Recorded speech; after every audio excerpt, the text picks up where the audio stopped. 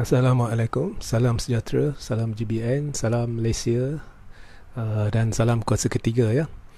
Jadi kita buat satu sesi live hari ini, uh, berdasarkan permintaan sesetengah pihak untuk saya merungkai ya, isu politik semasa melibatkan berbagai isu lah. Pilihan Raya Negeri Melaka, ya, Pandora Papers dan sebagainya.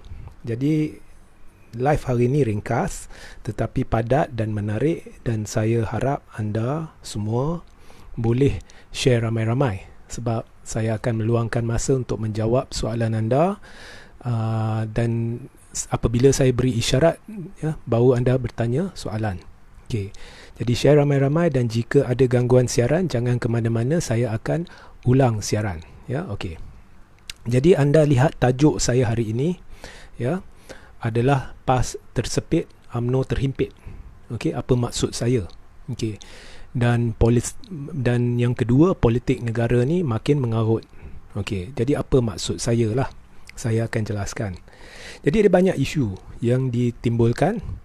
Yang pertama, PAS ya dengan UMNO. Kita lihat di media ada sudahlah bermula menuding jari ya. Kalau Zahid kata UMNO tak perlu PAS, PAS pula kata UMNO ni tak seberapa kuat macam dulu. Tapi ada pula pihak dalam PAS pula yang kata masih nak kerjasama dengan UMNO. Ada pihak dalam UMNO masih nak kerjasama dengan PAS. Jadi apa sebenarnya cerita lengkap ya? Okey, ceritanya begini ya. PPBM sekarang ni berganding bahu dengan PAS. Jadi ini benarlah, anda tahu, saya tahu ya, PPBM sekarang berganding bahu dengan PAS di bawah Perikatan Nasional. Jadi apabila PAS masuk Perikatan Nasional tu, pada ketika itu Muhyiddin adalah Perdana Menteri. Okey. PAS tidak menjangkakan Muhyiddin akan tumbang. Okey. Dia tidak menjangkakan Muhyiddin akan tumbang. PAS berpendapat Muhyiddin akan kekal Perdana Menteri sehingga Parlimen bubar dan PRU15 diadakan. Jadi PAS ni, misi dia ni nak kembangkan sayap di seluruh negara. Dan ini satu-satunya peluang untuk PAS kembangkan sayap. Jadi untuk kembangkan sayap, kita tahu di pilihan raya umum ni banyak dana diperlukan. Saya rasa satu pilihan raya umum ni kos dia pun, kalau kita ambil masuk perbelanjaan sini sana, perbelanjaan parti politik apa semua, kita gabungkan semuanya tu boleh sampai 2-3 bilion, mungkin lebih. Ini hakikat ya. Okey. So memang mahal, dan untuk kembangkan sayap mesti ada dana. Jadi PAS ni, dia nombor 2, dia perlu jentera pilihan raya yang kuat. Jadi jentera pilihan raya PAS ni sederhana kuat. Itu pun di kawasan luar bandar, itu pun di negeri-negeri tertentu ya. Seperti Kelantan, Terengganu, Kedah, Perlis, itu pun di kawasan luar bandar. Jadi di kawasan bandar ni semua jentera dia tak sebegitu kuat. Sokongan pun tak sebegitu kuat. Jadi untuk PAS kembangkan sayap, dia tak boleh seorang. Sebab itu dari dulu PAS pernah cuba kerjasama dengan Semangat 46, kemudian dengan DAP. Dia ni boleh pergi sana sini asalkan dia nampak ada peluang untuk dia kembangkan sayap. So isu dia, satu, pendanaan ya. Kalau nak kembang sayap, nak bertanding lebih banyak kerusi di peringkat persekutuan, perlu dana banyak. Dan nombor 2, perlu juga akar umbi jentera pilihan raya di kawasan-kawasan bandar. Jadi dia terpaksa berpaut dengan parti yang jentera pilihan raya dia kuat, parti yang pendanaan dia bagus ya. Abu Muaz, soalan tu bila saya beri isyarat tanya balik ya. Okey. Baik, so itu apa yang PAS perlu. Jadi apabila berlaku sebelum langkah Sheraton, PAS dah nampak peluang. Okey, kalau dia kerjasama dengan PPBM, dengan UMNO, dia akan dapat manfaat daripada kedua-duanya. Sebab PPBM tu, presiden dia adalah perdana ataupun yang telah mengkhianati Tun dan kemudian menjadi Presiden PPBM, iaitu Muhyiddin, adalah Perdana Menteri. Jadi bila anda berpaut pada satu parti di mana Presiden parti itu adalah Perdana Menteri, anda mendapat manfaat daripada bukan hanya jentera, bukan hanya kekuatan, ya, pendanaan, sebab parti yang memerintah tu mesti ada kroni-kroni dia, dan pendanaan dari kroni ini hebat. Bukan hanya pendanaan yang hebat, tetapi anda mendapat manfaat daripada jentera pentadbiran negara. So itu manfaat dia. Manakala dengan UMNO pula, PAS nak jentera pilihan raya, dan UMNO juga dia aset dia banyak, kekuatan pendanaan dia juga agak hebat. Ya, sebab banyak pemimpin dia, walaupun kalau kita lihat akaun UMNO tu mungkin tak seberapa, tapi banyak pemimpin dia adalah trustee dan nominee kepada aset-aset dan dana-dana tertentu yang secara tidak langsung berkait dengan UMNO. Jadi memang nampak peluang untuk PAS kembangkan sayap jika dia berganding bahu, dan jika PPBM, PAS dan UMNO duduk di bawah Perikatan Nasional dan bentuk kerajaan persekutuan atas alasan, ya, nak satukan ummah kononnya lah. Okay. Tapi apa yang berlaku ialah yang mula-mula berpaling tadah adalah UMNO. Sebab UMNO ni untuk kluster mahkamah khususnya, untuk jayakan misi menumbangkan kerajaan pimpinan Pakatan Harapan, dia berpura-pura dia nak kerjasama dengan PPBM, dengan PAS demi menyatukan ummah. Maka dijajanya konsep penyatuan ummah. Tapi selepas Pakatan Harapan jatuh, UMNO mencari alasan mengapa dia tidak boleh bersama Perikatan Nasional. Azmin diberi keutamaan Menteri Kanan, Azmin ini itu. Jadi dia cari alasan yang remeh, padahal sebenarnya UMNO bersekongkol dengan pihak-pihak seperti Azmin, Muhyiddin, PAS, Taqiyuddin dan sebagainya untuk menubuhkan kerajaan baru. Jadi pendek kata, akhirnya UMNO tidak menjadi sebahagian daripada Perikatan Nasional. So kat situ PAS dah kena getah.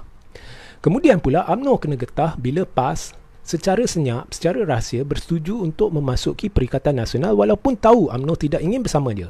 Jadi situasi jadi pelik. PAS dengan UMNO duduk bawah Muafakat Nasional, itu pun gagal didaftarkan. Okay, kononnya nak satukan ummah tapi gagal didaftarkan. Kemudian PAS pula duduk dengan PPBM bawah Perikatan Nasional. Jadi saya faham pada congkakan PAS, ya, mungkin Muhyiddin tidak akan jatuh. Jadi bila Muhyiddin tidak akan jatuh, UMNO akhirnya kena buat keputusan sama ada dia nak bersama dengan kerajaan pimpinan Muhyiddin pada PRU 15 ataupun dia nak duduk seorang. Pada tanggapan PAS, Muhyiddin akan kekal sebagai PM sehingga PRU 15. Jadi dia boleh dapat manfaat daripada jentera pentadbiran negara. Walaupun PPBM tak adalah jentera pilihan raya, tapi sekurang-kurangnya jentera pentadbiran PAS boleh dapat manfaat. Dan kalau UMNO tidak ingin bekerjasama dengan PPBM pada PRU 15, kurang-kurangnya dengan kerjasama PAS PPBM ni, PPBM akan bersetuju PAS bertanding banyak kerusi di kawasan parlimen. Jadi kat situ PAS memang dia pegang pada PPBM, ya, walaupun dia tahu PPBM ni tak ada akar umbi, tak ada jentera pilihan raya. Tapi apa yang berlaku? UMNO gerakkan fasa kedua dalam 3 fasa untuk kembalikan kluster mahkamah ke tampuk kepimpinan negara. Dan fasa 2 melibatkan meruntuhkan kerajaan pimpinan Perikatan Nasional yang ditubuhkan, yang digalakkan oleh kluster mahkamah sendiri. Jadi apabila diruntuhkan, PAS terkejut, Muhyiddin ditumbangkan. Jadi bila Muhyiddin ditumbangkan, situlah PAS tersepit.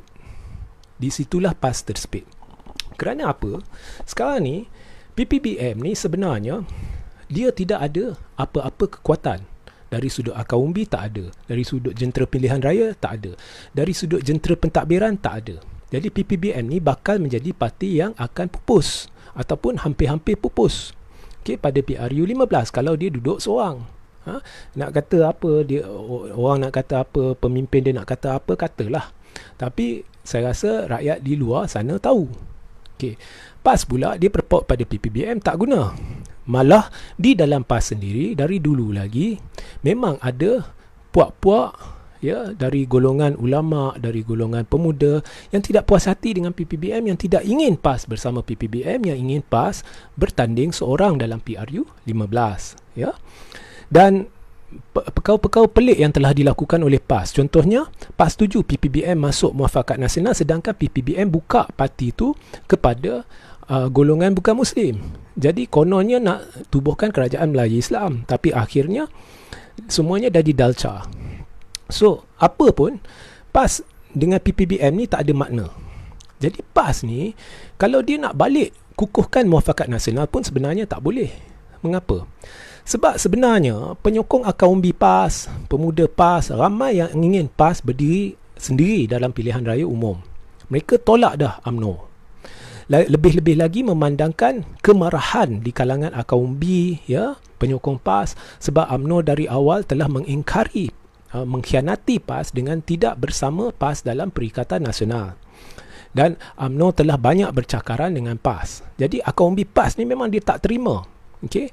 Jadi kalau PAS pergi balik ke UMNO pun susah, sebab banyak di dalam PAS ni dia nak PAS berdiri sendiri.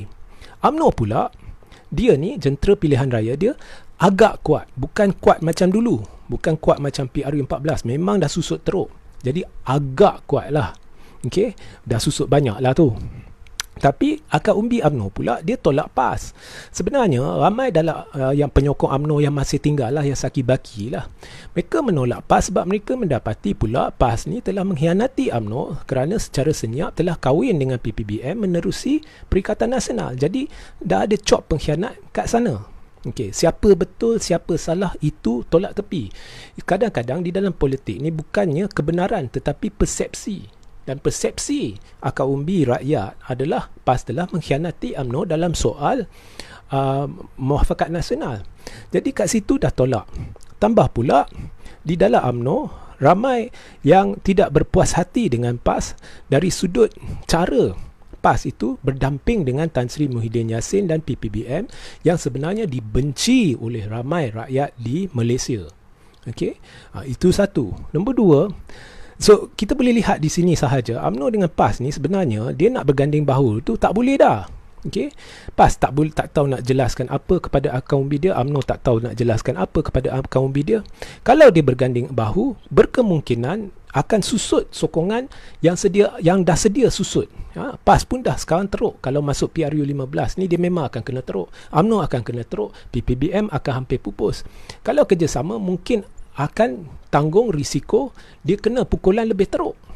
Okey? Dan sebelum masalah antara UMNO dan PAS ni memuncak, ya, di pilihan raya kecil dulu kita lihat gabungan undi UMNO dan PAS tidak mampu, walaupun ada muafakat nasional, tidak meningkat berbanding dengan gabungan undi UMNO dan PAS di PRU14. So, sekarang pula bertambah kebencian akar umbi UMNO terhadap PAS. Ya, kononnya PAS ni mengkhianati UMNO. Kemudian kebencian akar umbi UMNO, PAS terhadap UMNO kerana UMNO ni gagal daftarkan muafakat nasional. UMNO ni berdamping dengan DAP di Perak. Kluster mahkamah telah adakan perbincangan dengan DAP, sentiasa berbincang untuk mengadakan jajaran politik baru dan sebagainya. Jadi nampak tak boleh dah. Okay. So PAS tersepit, UMNO pula terhimpit. Dia tak tahu sebenarnya adakah kerjasama PAS ni boleh mampu meningkatkan lagi sokongan terhadap UMNO ataupun ia akan menyusutkan lagi sokongan terhadap UMNO. Jadi mereka tidak tahu. Sekarang ni mereka ada peluang untuk guna Melaka sebagai medan menguji semua teori. Tapi teori mana satu yang UMNO nak uji? Adakah UMNO nak uji teori bahawa jika UMNO bekerjasama dengan PAS, mungkin sokongan terhadap UMNO dan PAS akan meningkat? Atau adakah UMNO ingin uji jika UMNO bekerjasama dengan Pakatan Harapan, adakah sokongan terhadap UMNO boleh diselamatkan sedikit? Jadi UMNO tidak tahu mana satu nak uji. Memang nak uji pun menerusi PRN Melaka, tapi nak uji mana satu? Dia pun pening. Bila pening, maka tergantunglah. Walaupun PRN kononnya nak dekat, tapi tergantung. Okay? Tambah pula UMNO ada krisis dalaman. Di Melaka, mereka nak kerjasama dengan Perikatan Nasional. Zahid pula nak kerjasama dengan Pakatan Harapan. Walaupun tak kerjasama secara langsung dengan Pakatan Harapan, secara tidak langsung. Mungkin PH dengan Zahid, UMNO tidak bertembung dalam banyak kerusi, ya, dan mereka menumpukan jentera mereka untuk melawan blok ketiga, melawan Perikatan Nasional. Mereka nak melihat kesudahan dia. Jadi kat peringkat negeri dan persekutuan pun tak sependapat apa yang harus diuji. So kat situ dah jadi pening. Dari situ dah jadi pening, dah jadi dalca, kurma, parpu. Okey. So itu situasi dia. Sekarang ni kita tolak Melaka tepi. Jadi PAS ada satu saja harapan. Dia ada pilihan sama ada dia bertanding atas kapasiti dia sendiri, maknanya PAS tidak berganding dengan PPBM dan UMNO pada PRU 15, mungkin akan memampukan PAS mengekalkan kedudukan dia, tapi dia tak bolehlah kembangkan sayap dia ke seluruh negara. Atau pilihan kedua, PAS boleh cuba untuk meyakinkan UMNO supaya PPBM, UMNO dan PAS berganding bahu dalam PRU 15.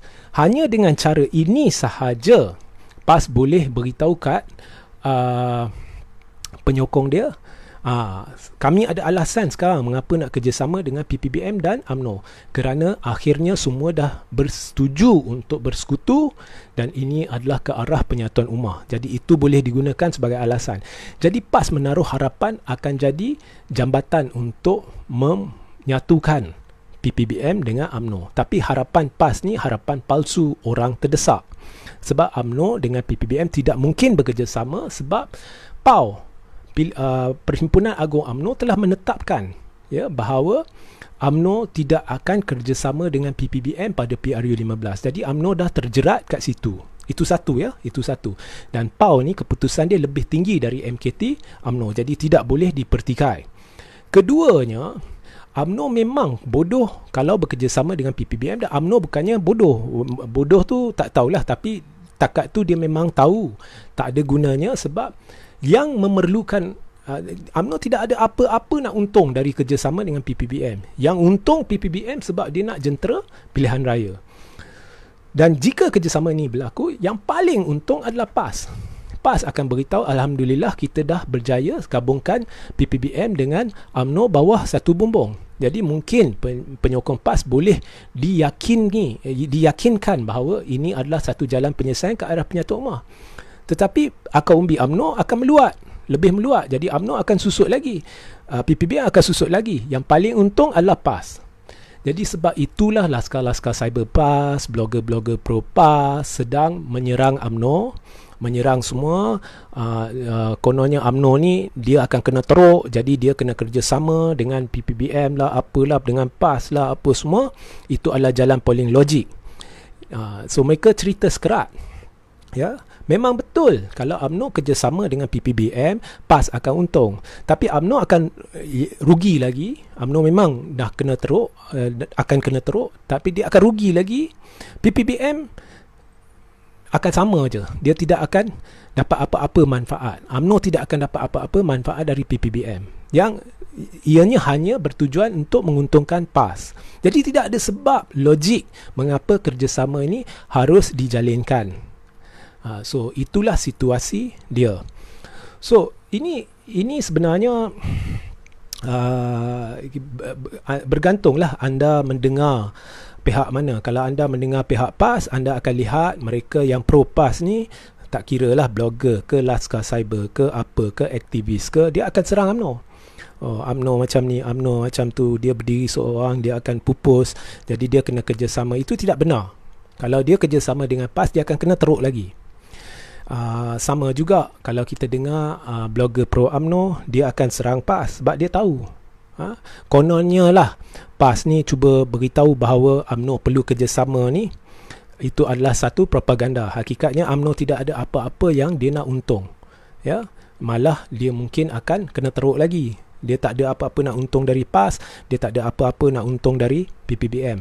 Dan akar umbi UMNO ramai yang dah mula meluat terhadap PAS. So memang tak logik. Kalau dengar PPBM pula, PPBM cuba meyakinkan anda bahawa dia kuat, dia ada strategi tersendiri, itu bohong. Okay, so sebenarnya ini adalah puak-puak yang terdesak. Hakikatnya kita dah nak masuk fasa endemik. Kalau benar puak-puak ni memang yakin nak menang pilihan raya, dah mula perbincangan ke arah PRU 15. Dah 90% dewasa sudah divaksinkan, pengundi sudah divaksinkan.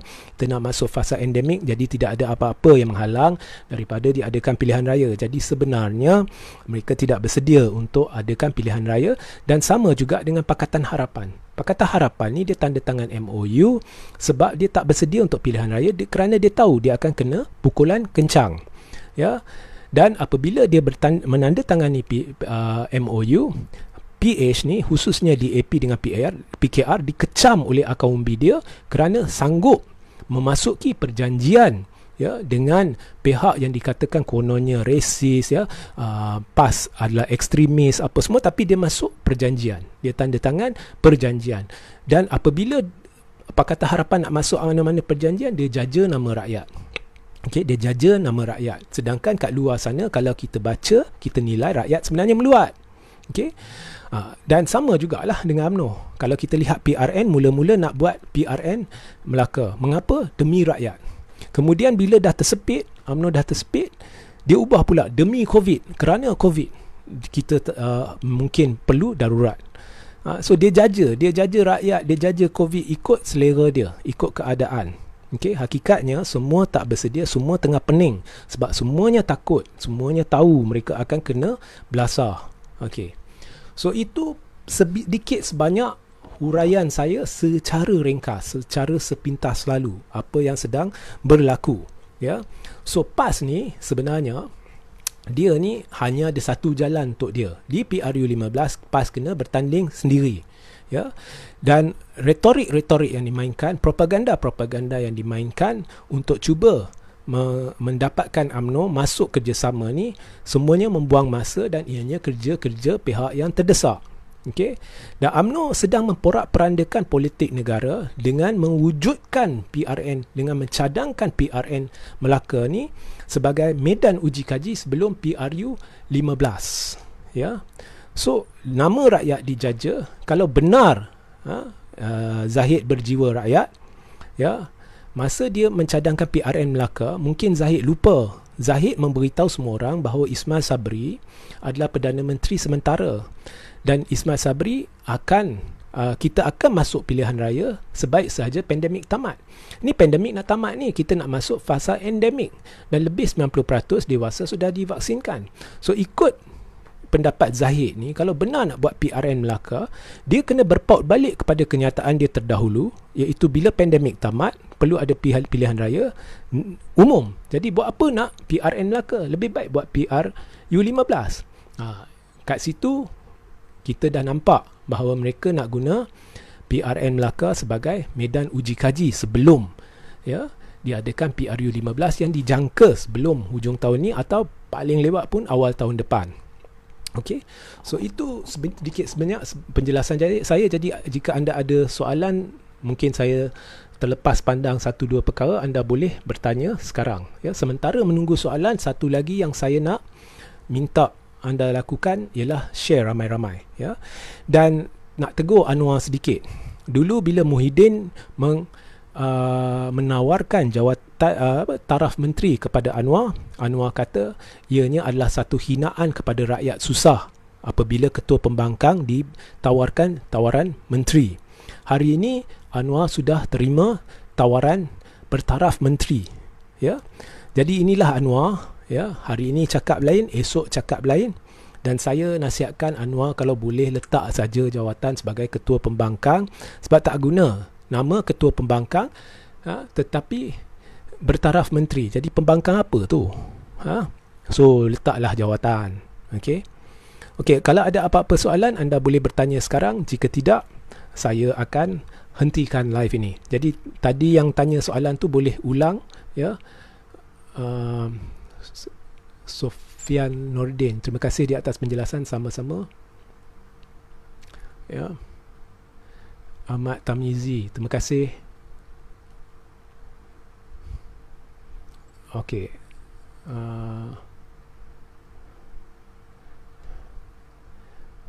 Talyebi Hatim, thank you for Tun for creating this scenario. I tak pasti maksud sebenar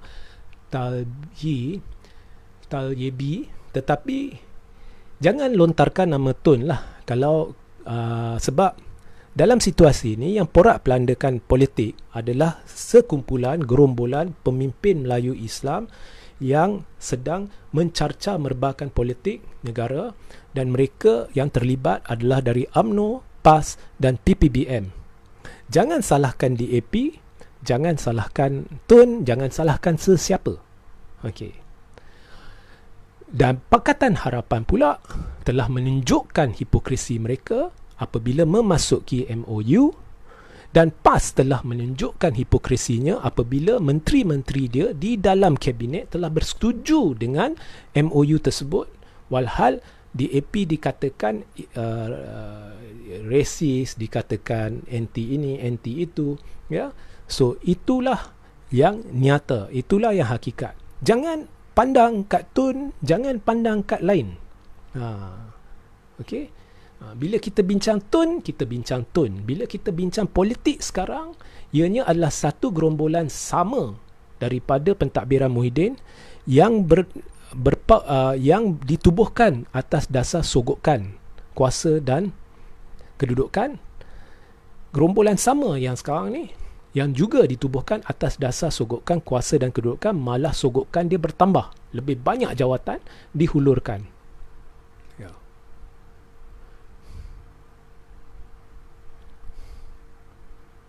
Okey, Jebat Selatan, Tuan. Boleh tak dikatakan bahawa UMNO, PAS serta PPBM adalah pengkhianat negara? Saya setuju, dan dari pelbagai sudut memang pengkhianat. Okey. Jadi UMNO ni dia suka tuding jari kat sana, kat sini, PPBM, TUN, apa semua. Dia lupa pihak yang sedang membuat percaturan yang menjurus kepada kemelut politik yang sedang melanda adalah UMNO, kluster mahkamah. Di Melaka pula ianya kisah paling lucu UMNO tikam UMNO.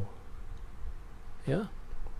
Kemudian UMNO tuding jari kat orang lain pengkhianat, walhal pengkhianatan ini pada awalnya telah bermula dari UMNO, di mana ada MP-MP UMNO yang telah mengkhianat UMNO dan keluar dari UMNO dan menyertai, tak kisahlah menyertai Pakatan Harapan ke PPBM ke apa ke, tapi pengkhianatan itu telah bermula di UMNO. Jangan tuding jari kat MP. UMNO tetap kena bertanggungjawab terhadap pengkhianatan itu. Sama juga dengan PH Anwar, tuding jari sini, tuding jari sana. Langkah Sheraton ni tidak akan berjaya kalau bukan pengkhianatan daripada PKR melibatkan 10 hingga 11 MP. Itu hakikatnya. Ya.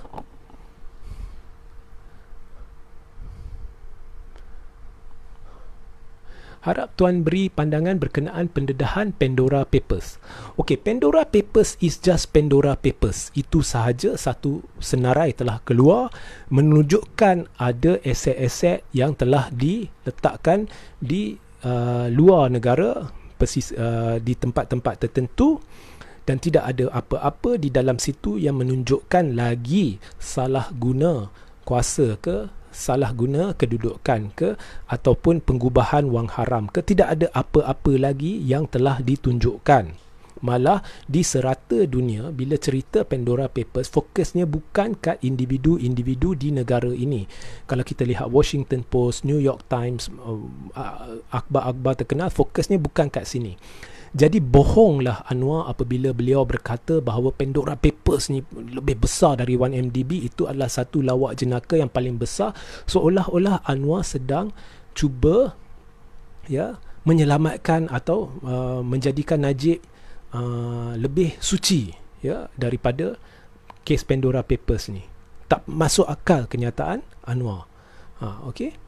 So Pandora Papers ni I have nothing to say. Anda boleh rujuk kepada Pandora Papers, anda boleh lihat nama-nama di situ, anda boleh kaji nama-nama di situ. Jika ada pihak-pihak yang merasakan perkara ni perlu disiasat, maka bukalah kertas siasatan. It is nothing. Ada ahli-ahli politik yang sedang memainkan isu Pandora Papers untuk mengalih perhatian, itu sahaja.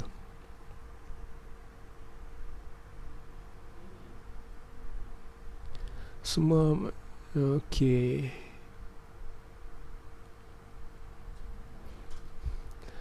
Zul Rashid, bila Anwar bertaraf Menteri Pembangkang, adakah nanti beliau Menteri angguk-angguk geleng-geleng seperti lembu dicucuk hidungnya? Tak tahu. Tetapi yang paling pelik, Anwar telah mengeluarkan kata-kata berikut. Apabila Muhyiddin menawarkan taraf menteri kepada Anwar, Anwar berkata ianya penghinaan terhadap rakyat susah. Jadi saya nak tanya, apakah bezanya tawaran Muhyiddin dengan tawaran Ismail Sabri, Anwar? Jadi tak masuk akal lah. Okay.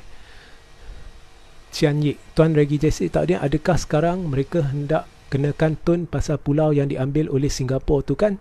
Itu yang kes pulau tu tiba-tiba ditimbulkan untuk alih perhatian. Untuk alih perhatian. Okey.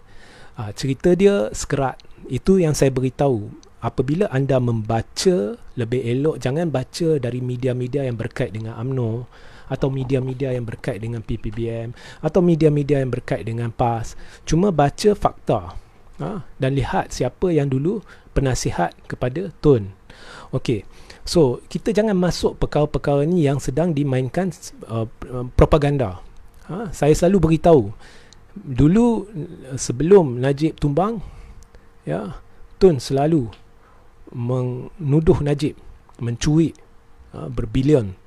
Rupa-rupanya lepas PRU 14, apabila Najib tumbang, Najib sendiri mengaku bahawa benda yang Tun sebut, iaitu 2.6 bilion tu dia tak pasti dari Raja Arab Saudi. Maknanya kita ditipu sebelum PRU 14. Kemudian kes tu dibawa masuk ke mahkamah, dan banyak dokumen dan money trail yang telah didedahkan sebelum PRU 14 rupa-rupanya benar. Yang dikatakan oleh sel media Najib adalah palsu, rupa-rupanya benar. Maknanya kita telah ditipu. Jadi Tun secara tidak langsung telah mengheret Najib, Rosmah semua ke mahkamah. Okey. Jadi bila kerajaan Melayu Islam ni telah ditubuhkan, dan sekarang lebih-lebih lagi ada UMNO yang berni, mengapa tak ada bukti dikeluarkan terhadap Tun? Yang saya tengok cerita yang sama dikitar semula tanpa sebarang bukti. Ini cerita. Saya pernah mengambil banyak masa untuk mengkaji cerita-cerita ni sebelum saya membuat keputusan bahawa tidak ada sebabnya saya perlu menentang Tun. Jadi buka mata, sedar bahawa kes yang berjalan bersabit di mahkamah dan yang saya telah ikuti, dan bukti-bukti yang dulunya kita diberitahu sebelum PRU 14 ini semua rekaan, rupa-rupanya betul dan tidak pernah disangkal oleh peguam Najib sendiri. Itu yang kita kena berpaut, iaitu bukti, fakta, ya, bukannya cerita. Jadi babak Tun ni kita jangan bila dengar cerita ni memang orang terdesak, dia tak ada pilihan lain, dia mesti akan kita semula cerita, ya, untuk alihkan perhatian. Kalau dia diam, dia nampak teruk. So dia akan ungkit kisah Tun. Tapi hakikatnya yang sedang menjalani kes yang telah dibicarakan didapati bersalah ialah Najib, yang tengah dibicarakan ialah Rosmah, Zahid, ya. Dan kalau kita lihat pembelaan mereka setakat ni teruk. Okey. Dan yang sedang memporak-perandakan negara hari ini, politik negara, adalah PAS, PPBM dan UMNO. Itu hakikat, itu fakta, ya. So cerita kita, kalau boleh kita jangan dengar cerita, atau kita setakat baca cerita, setakat ini menarik, tapi selagi tidak ada bukti pendakwaan, kita lupakan, ya.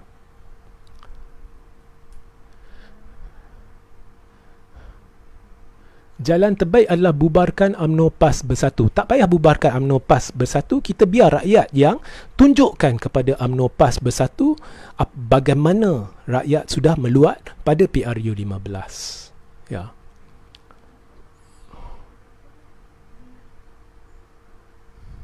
Okey, saya ambil dua lagi soalan.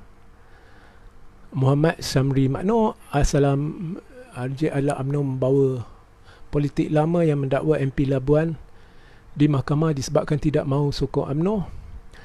Saya tidak tahu, tetapi yang saya tahu, Tan Sri Hamid Bado telah membuat satu dakwaan yang mengejutkan berhubung salah guna kuasa, rasuah, dan SPRM berkata itu isu dalaman. Itu sebenarnya adalah satu pembohongan. Memang kalau seorang yang bergelar ketua polis berdiri depan media dan membuat pembongkaran sedemikian, harus disiasat oleh SPRM. Jadi SPRM ini mencurigakan. Jadi saya tidak terkejut kalau isu MP Labuan ni dibuat semata-mata sebab warisan tidak ingin tanda tangan MOU seperti mana yang didedahkan oleh Syafiq Abdal.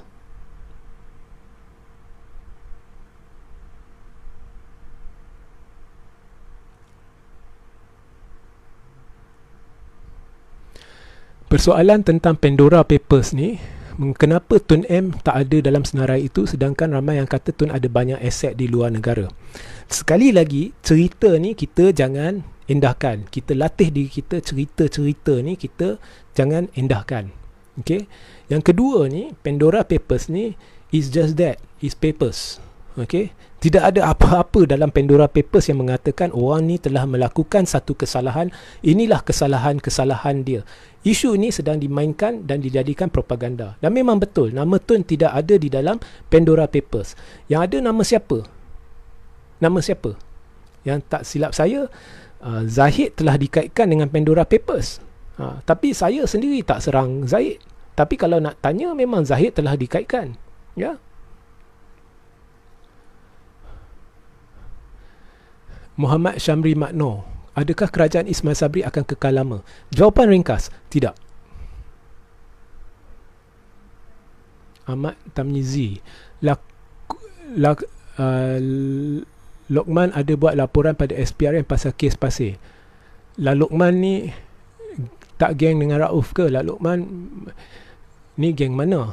Pasal Lokman ni saya tak nak komen sebab dia ni kaki fitnah. Dan saya pernah buat laporan polis terhadap dia. Okay, dia ni kaki fitnah dan saya ada bukti. Ya, dia pernah fitnah saya. Tapi terima kasih Ahmad Tamizi. So dia ni saya tak nak komen. Cuma itulah. Dia ni kat mana saya tak tahu. Saya benar-benar tak tahu. Okey, saya terpaksa pergi bukan sebab nak pergi, sebab